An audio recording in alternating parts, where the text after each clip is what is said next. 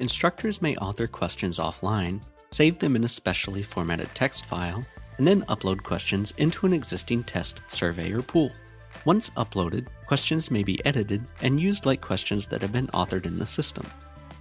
This tutorial will show you how to format a question file, access a test, and upload the question file to the test. It's easy to author your test questions in Microsoft Excel and save them as a text file. However, to successfully upload a question file, certain rules must be followed.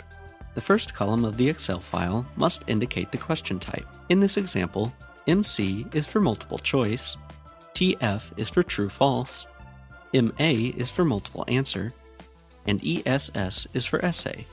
The second column contains the question text. The third column is the answer to the question. For questions with multiple answers, the following columns must indicate if the given answers are correct or incorrect. For detailed formatting instructions, please refer to help.blackboard.com. When you are done creating questions, save the file as a tab-delimited.txt file. Once your file has been created and saved, access the Tests, Surveys, and Pools tool from the Course Tools section of the control panel. Access the contextual menu for the test to which you want to add the questions, and click Edit.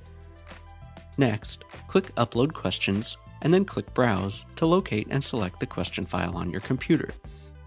You can set the default point value for all questions in the file.